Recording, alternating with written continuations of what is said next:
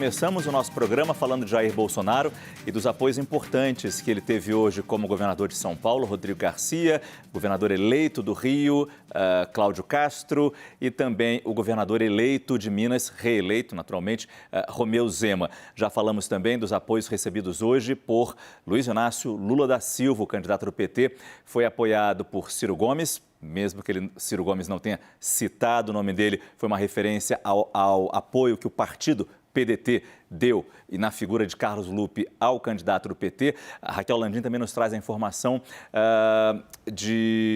Meu Deus, esqueci o nome dele. Do Armínio Fraga. Armínio Fraga, como também decidiu não seguir uma neutralidade e apoiar Lula. Falando agora de Simone Tebet, e lembrando que a Tainá Falcão nos trouxe essa informação tão importante. Janja, esposa de Lula, deu um telefonema à candidata do MDB, terceira colocada na corrida presidencial, e o próprio Lula conversou com ela. Pois bem, o MDB acredita que Simone Tebet vai anunciar apoio a Lula nos próximos dias. A tendência é que o partido libere as bancadas para o segundo turno. Mais cedo, o Cidadania, que junto dos tucanos apoiou Tebet no primeiro turno, declarou apoio ao candidato Lula. E Yuri Pita nos trouxe isso num mapa mostrando esse dia de fortes e importantes apoios para os dois candidatos. O presidente do Cidadania, Roberto Freire, afirmou que foi uma decisão quase que unânime e personificou, dizendo que o apoio não é ao partido, mas a Lula. Eu começo com você, Yuri. Por que o MDB demora para tomar essa decisão? Qual é a dificuldade de se definir um apoio num segundo turno, quando a sua candidata teve terceiro lugar? Talvez até essa seja a resposta, né? Exatamente por ter alcançado a terceira posição, tem muito material aí para ser negociado. Tem um patrimônio político importante dessa votação, mas é porque o MDB é o MDB. É um partido que é uma federação, mas aí não vou nem falar de uma forma pejorativa, não. Falar de entender a história do partido, né? Era o partido que fazia oposição à ditadura, mas que reuniu diversas formas de se fazer oposição à ditadura, tanto por um lado mais revolucionário. Ex-integrantes do Partido Comunista estavam lá no MDB, alguns ainda estão, eventualmente, como aqueles que eram da política institucionalizada, tradicional, herdeiros, saídos do antigo PSD, etc. Muito dessa configuração diversa do MDB e forma uma das riquezas do MDB de ter essa capacidade, inclusive de percepção, porque vamos combinar, o fato de ter bancado a candidatura de Simone Tebet nessa disputa toda que a gente acompanhou desde o ano passado, as prévias do PSDB que destruíram o PSDB, a forma como o Sérgio Moro tentou se colocar e não se colocou por meio do Podemos, União Brasil que queria, não queria e acabou tendo uma candidata na última hora, bem ou mal, é essa complexidade do MDB que fez valer a candidatura de Simone ter conseguido chegar aonde chegou. Pouco em termos de volume de votos, né? 5 milhões frente a dois candidatos com 50 milhões, 10% de performance, mas é isso que levou a esse ponto. E aí todo esse introito, toda essa digressão para chegar no seguinte ponto.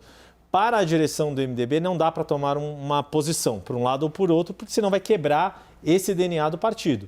Tem a ala que estava com Bolsonaro desde o primeiro turno, tem a ala que estava com Lula desde o primeiro turno, tem a ala que ficou com Simone Tebet e que está esperando esse momento de definição, de liberação de bancadas, para daí sim, formalmente, tomar uma posição para um lado ou para outro. A gente sabe que os parlamentares do Sul vão com o Bolsonaro, deputados do Rio Grande do Sul, do Paraná, do Centro-Oeste.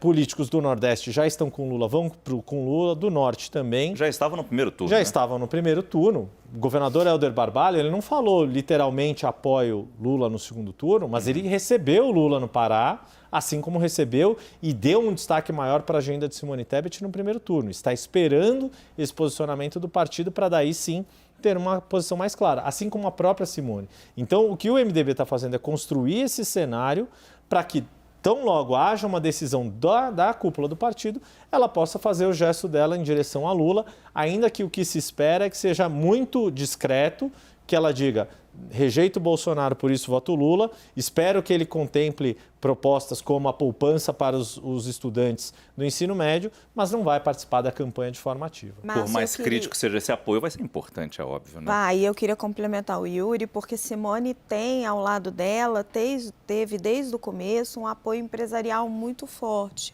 né? Tem vários empresários reunidos ao lado dela.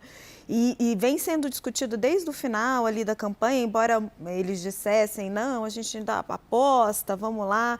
Já vem sendo discutido o que deveria ser o posicionamento de segundo turno, pelo menos o que eles gostariam. Tem uma ala que acha que ela deveria se manter neutra para se cacifar como uma liderança nacional para 2026, mas tem uma ala que não é pequena, que gostaria que sim, ela tomasse partido e apoiasse Lula, desde que embutidos alguns compromissos.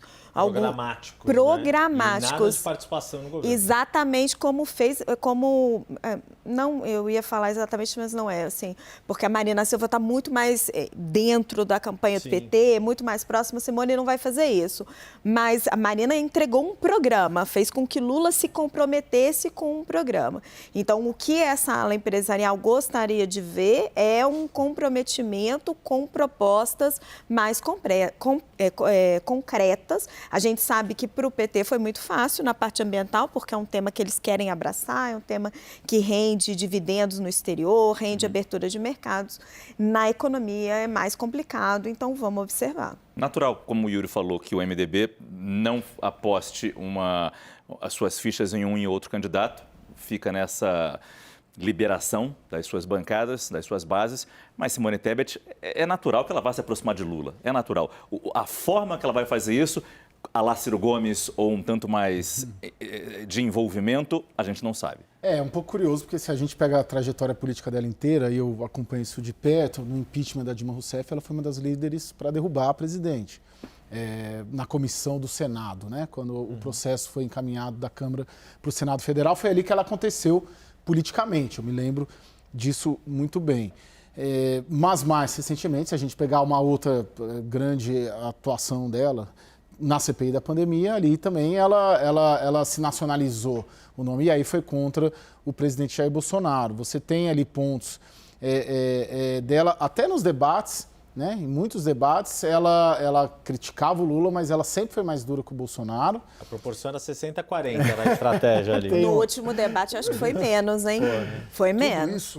Vocês acham que tudo isso tem mesmo uma importância decisiva para mover o eleitorado?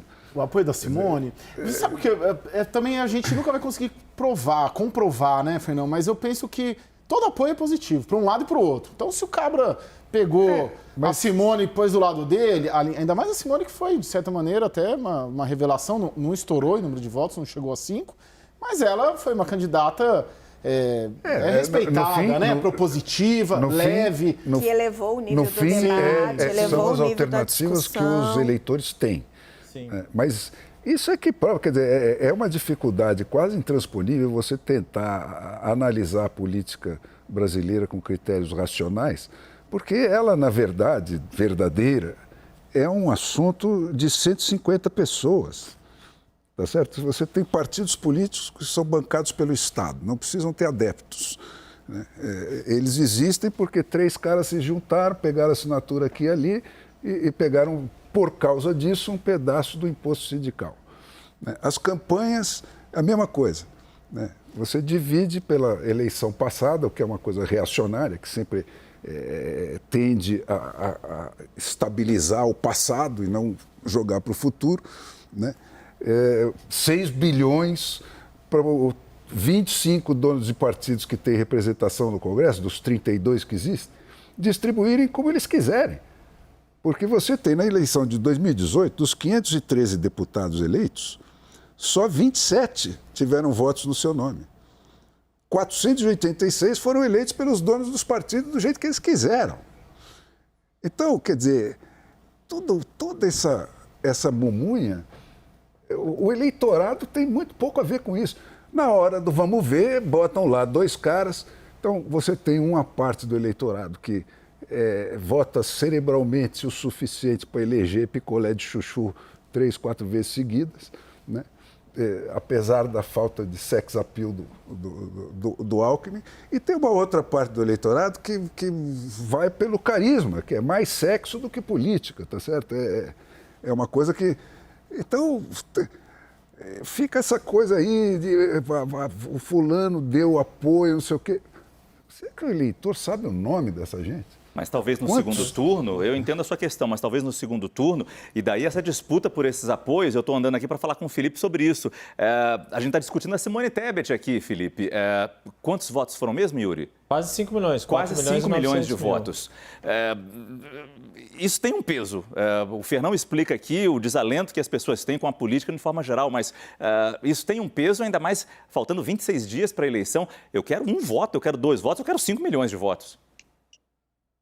Pois é, Márcia, a gente sempre colocou aqui que o apoio de qualquer candidato derrotado no primeiro turno a um candidato no segundo turno não quer dizer que ele vai levar todo o eleitorado consigo para o candidato que ele está apoiando, porque o eleitor tem vida própria, ele tem a sua própria cabeça e ele vai tomar a sua decisão de acordo com a consciência dele, com o nível de informação que ele tem naquele momento, de acordo com a escolha que ele quiser fazer. É claro que o candidato em que ele votou no primeiro turno ou a candidata podem ter algum tipo de influência sobre esse eleitor. E é por isso que os candidatos que estão disputando o segundo turno disputam esse apoio, porque sabem que isso dá um peso a mais, mas não quer dizer que vá acontecer. Agora, o eleitorado da Simone Tebet é uma soma de eleitores de diversos tipos. Então, há gente que pode ir para o Lula, há gente que pode ir para o Jair Bolsonaro. A Simone Tebet teve a sua posição a favor do impeachment de Dilma Rousseff, então ela não é uma militante de esquerda histórica que sempre foi subserviente a determinadas pautas de esquerda. Inclusive, as economistas que assessoraram ela ao longo dessa campanha são economistas liberais, são pessoas que defendem a contenção dos gastos públicos, são pessoas como a Helena Landau, que tem críticas ao Paulo Guedes, não por ele ser liberal, mas por ele ter abandonado, pelo menos em parte, determinadas pautas liberais.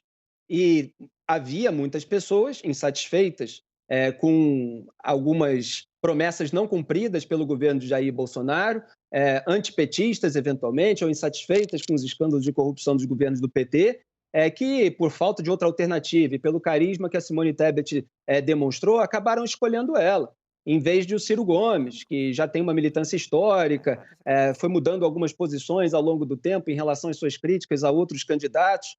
Então, assim, é um eleitorado fluido e as duas campanhas sabem disso e elas estão tentando se comunicar com esse eleitorado. Vamos ver qual vai ser o papel da Simone Tebet daqui para frente. E também nem significa que quando dois políticos se tornam aliados, logo depois da eleição, eles rompem quando a gente menos imagina também.